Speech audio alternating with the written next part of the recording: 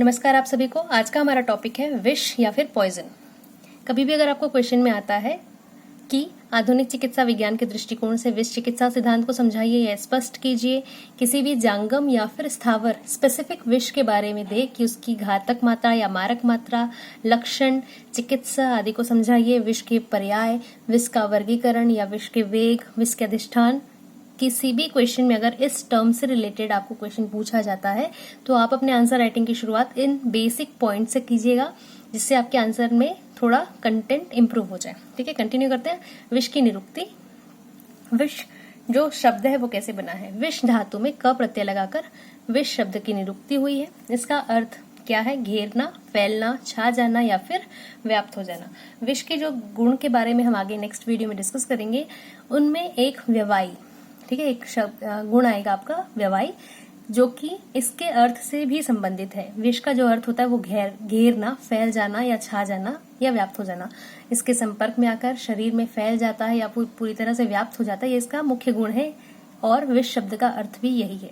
ठीक है, तो इसको याद करने की जरूरत नहीं है, आपको समझ में आता है बेसिक की विष का काम क्या है, मेन वही उसका अर्थ है। ठीक है, वह द्रव्य या वह पदार्थ जो शरीर में जाकर शीघ्रता से व्याप्त हो जाए वह क्या है? विष है। प्रागुत्पत्ति की अगर हम बात करें या फिर फर्स्ट ओरिजिन या फिर इसको बोल सकते हैं माइथोलॉजिकल ओरिजिन ऑफ पॉइजन। ठीक है, तो इसमें आप अपने बुक में डिस्कस करते हुए पढ़ेंगे या फिर देखेंगे वहां पे कि आचार्य चरक, आचार्य सुश्रुत, आचार्य वाग्भट मतलब अष्टांग संग्रह, अष्टांग हृदय और श्रीमद् भागवत, ठीक है, सभी के लिए या सभी के द्वारा अलग अलग इसकी उत्पत्ति बताई गई है। थोड़ा थ्योरेटिकल पार्ट है वो या स्टोरी वहां पे दी गई है, लेकिन सभी में सिमिलरिटी ये बताई है सभी ने कि विष की जो उत्पत्ति है वो कब हुई थी? समुद्र मंथन के टाइम पे। ठीक है, तो ये चीज आप बुक से रीड करें, जिससे आपको समझ आ जाएगा कि इसकी उत्पत्ति या प्रागुत्पत्ति कैसे हुई है। ठीक है, कंटिन्यू करते हैं। नेक्स्ट हमारा इंपॉर्टेंट पॉइंट है विष की परिभाषा या डेफिनेशन ऑफ पॉइजन। ऐसा द्रव्य जो प्राणी के मनोदैहिक तंत्र के संपर्क में आकर, मतलब किसी भी प्रकार से देखने से, सुनने से या भ्रम में या फिर उसकी बॉडी के टच में आके, या ठीक है, मतलब शरीर के टच में आके, संपर्क में आकर, या फिर अथवा उसके शरीर में प्रवेश करके या बॉडी के अंदर प्रवेश करके विषाद उत्पन्न करे, मतलब किसी प्रकार से अपना प्रभाव दिखाए, विषाद उत्पन्न करे या फिर उसके प्राणों को हर ले। ठीक है, या तो मनोदैहिक तंत्र के संपर्क में आएगा या फिर उसके शरीर में प्रवेश करेगा, और क्या हो सकता है? उससे विषाद उत्पन्न कर सकता है या फिर प्राणों को हर लेगा। तो वो पदार्थ क्या कहलाता है? विष कहलाता है। विषाद जननत्वाच विषमित्त भी धीयते। इंपॉर्टेंट है, ये याद रखना आपको इसकी परिभाषा के लिए। विषाद जननत्वाच विषमित्त भी धीयते, आचार्य सुश्रुत के द्वारा कल्प स्थान में ये इसकी डेफिनेशन दी गई है। विषाद उत्पन्न करने के कारण इसे विष कहा जाता है। नेक्स्ट आपका टॉपिक है यहाँ पे विष के पर्याय, टॉपिक या फिर बोल सकते हैं पॉइंट, सिनोनिम्स ऑफ पॉइजन। ये श्लोक्स आपको याद रखने की जरूरत नहीं है, जो भी लाइंस आपको दी हुई है। छ्वेदस्तु गरलम विषम, विषम छ्वेदंच गरलम, कालकूटंच तन्मतम, विषम छ्वेदो रसम तीक्ष्णम, गरलम जीवितापहम। ये अगर याद होते हैं तो बहुत अच्छी बात है, नहीं तो आपको कम से कम ये पर्याय याद करने हैं, क्योंकि कई बार ये चीजें वाइवा में पूछी जाती हैं। ठीक है, क्या क्या है विष के पर्याय? छ्वेद, गरल, कालकूट, रस, तीक्ष्ण, जीवितापहम, गर, गद, मुगर, कलाकूट, कालकल्प, हलाहल, ऐसे आपको और कई सारे पर्याय बुक में मिल जाएंगे देखने के लिए। विष के वर्गीकरण पे अगर हम आते हैं तो विष का वर्गीकरण कई तरीकों से या कई आधार पे किया गया है। जो बेसिक आधार है उसके बारे में हम यहाँ पे डिस्कस करेंगे। कभी भी अगर क्वेश्चन आता है विष के वर्गीकरण पे तो आप ऐसा फ्लो चार्ट जैसा डायग्राम जरूर बनाएं। स्थावरम जांगमम चैव द्विविधम विषमुच्यते, 10 अधिष्ठानम आद्यम तु द्वितीयम षोडश आश्रयम। ठीक है, अगर आपको ये श्लोक याद नहीं होता है तो नेक्स्ट हम डिस्कस करेंगे जिस श्लोक के बारे में, थोड़ा इजी है वो। यहाँ पे अगर हम विष का वर्गीकरण बताएं तो बेसिक सुश्रुत आचार्य ने या आचार्य सुश्रुत ने विष को 3 बेसिक इसकी वर्गीकरण किया था, स्थावर, जांगम और कृत्रिम। ठीक है, तो स्थावर, जांगम और संयोगज अगर हम देखें, स्थावरम जांगमम चैव द्विविधम विषम उच्यते। पहली लाइन में समझ आता है स्थावरम जांगमम चैव द्विविधम विषम उच्यते। ठीक है, 2 विधि से वर्गीकरण किया गया, स्थावर और जांगमम। ठीक, अधिष्ठान के बारे में नेक्स्ट है यहाँ पे, तो ये लाइन अगर यहाँ से रिलेटेड नहीं है तो इस लाइन को हम जब अधिष्ठान पढ़ेंगे वहां पे डिस्कस करेंगे। स्थावर, जांगम और संयोगज विष। स्थावर के अंतर्गत आते हैं महाविष, उपविष। संयोगज के अंतर्गत आते हैं गर्विष और कृत्रिम विष। ठीक है, कभी कभी वर्गीकरण में आपको स्थावर, जांगम और कृत्रिम, सिर्फ ये 3 विष के बारे में भी बुक में अलग से फ्लो चार्ट बना हुआ दिखेगा। ये जो श्लोक है थोड़ा इंपॉर्टेंट है, देखेंगे। स्थावरम जांगमम चेति विषम प्रोक्तम कृत्रिमम, यहाँ पे 3 आपको वर्गीकरण बताया गया है। कौन कौन सा?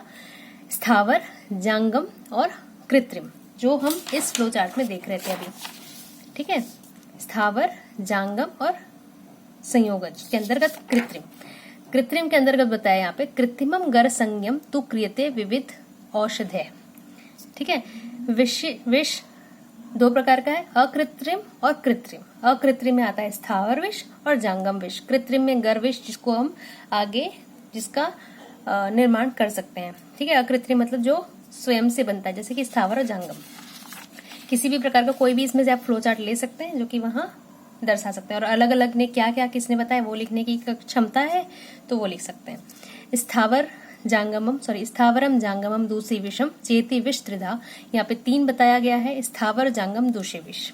स्थावर, जांगम, कृत्रिम, कुछ भी आप लिख सकते हैं। कुछ भी का मतलब किसी भी एक आचार्य के द्वारा बताई गई अगर वर्गीकरण अच्छे से आता है तो वो लिखें, जो कि ज्यादा इंपॉर्टेंट है। स्थावर, जांगम, स्थावर को फिर से डिवाइड किया गया महाविष और उपविष में। अगर कभी पूछता है उत्पत्ति के आधार पर, ठीक है, तो अकृत्रिम और कृत्रिम। ठीक है, उत्पत्ति के आधार पर अगर कभी भी विष का वर्गीकरण पूछता है तो पहला है ओरिजिनल, दूसरा है केमिकली प्रिपेयर्ड। अकृत्रिम जो खुद से बना हुआ है, केमिकल प्रिपेयर्ड या कृत्रिम जिसको बनाया गया है। ठीक है, कृत्रिम नेक्स्ट है। अकृत्रिम में हम देखेंगे स्थावर और जांगम। स्थावर में आता है वानस्पतिक और खनिज या फिर धातुज। जांगम को आगे डिस्कस करेंगे बहुत सारे। संयोगज में आते हैं आपके गर्विष और दूसरी विष, जो कि हम पिछले वर्गीकरण के फ्लो चार्ट में देख चुके हैं। विष और उपविष, इसको हम डिस्कस करेंगे नेक्स्ट वीडियो में। विष क्या है, उपविष क्या है। अभी हम थोड़ा सा मॉडर्न पे लेके चलते हैं कि पॉइजन की डेफिनेशन अगर कभी भी क्वेश्चन आता है तो आप सिर्फ आयुर्वेद पोर्शन ना लिखें। ठीक है, ये एक सजेशन है कि थोड़ा बहुत उसमें मॉडर्न भी डाल के आए। अगर ऐसा करते हैं तो टीचर चेक करने वाले जो होते हैं वो थोड़ा सा आपका इंप्रेशन सही बनता है, और नंबर जो कटने वाले होते हैं वो थोड़े आधे मार्क्स, 1 मार्क्स थोड़े एक्स्ट्रा मिल जाते हैं। ठीक है, सिर्फ एक सजेशन है। Definition: a poison is commonly defined as a substance which when administered, inhaled और swallowed is capable of acting deleteriously on the body। यही चीजें हमने हिंदी में डिस्कस की है कि कॉमनली इसको कैसे डिफाइन किया गया है। कोई भी एक सब्सटेंस हो सकता है विच क्या करें, जिसको हम एडमिनिस्ट्रेटेड, इनहेल्ड, या तो उसको अंदर लिया गया है या फिर मतलब इनहेल्ड या सूंघा गया है या फिर देखा गया है, या भ्रमित जिसको हम देख रहे थे वहां पे, या फिर निगला गया है। और ऐसा करने के बाद क्या है, उसमें ऐसी कैपेबिलिटी है या क्षमता है, कैपेबल ऑफ एक्टिंग, किस चीज की क्षमता है बॉडी के अंदर, या बॉडी को डिलीट या डिस्ट्रॉय या किसी प्रकार का अफेक्ट करने की, या बॉडी में इफेक्ट डालने की। ठीक है, डिलीटरियसली ऑन द बॉडी, बॉडी के ऊपर प्रभाव डालने की इसमें क्षमता है, वो क्या कहलाता है, पॉइजन कहलाता है। दूसरी डेफिनेशन है अ सब्सटेंस विच, दोनों में से जो भी आपको याद हो वो लिखें,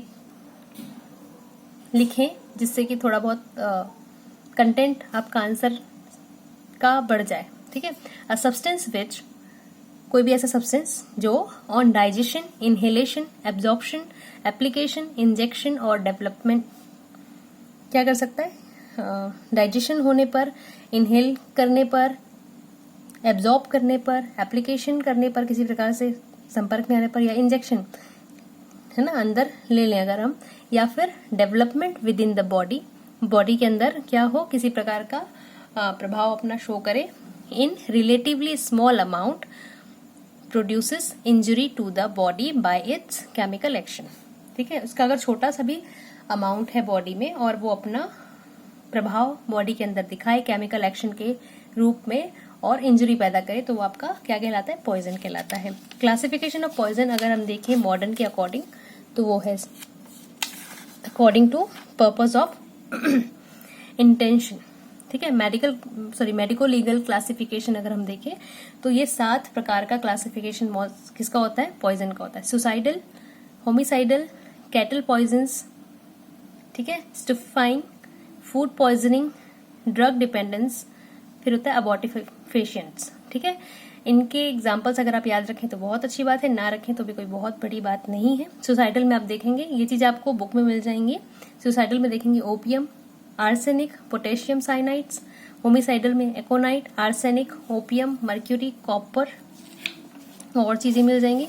कैटल पॉइजन्स में देखेंगे एकोनाइट, आर्सेनिक, ओलिएंडर। स्टुपेफाइंग में देखेंगे धतूरा, भांग, कोरल हाइड्रेट। फूड पॉइजनिंग में अगर आप देखेंगे तो ये चीजें आपकी बुक में शायद नहीं दी हुई है, एक सेकेंड।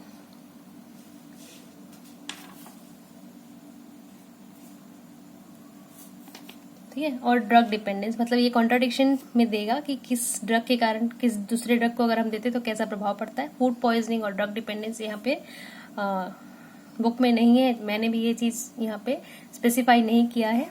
लिखें तो बहुत अच्छी बात है, ना लिखें तो भी कोई बहुत प्रॉब्लम वाली बात नहीं है। अबॉर्टिफिक पेशेंट्स में देखेंगे अगर एरगट जो कि फंगस से होती है,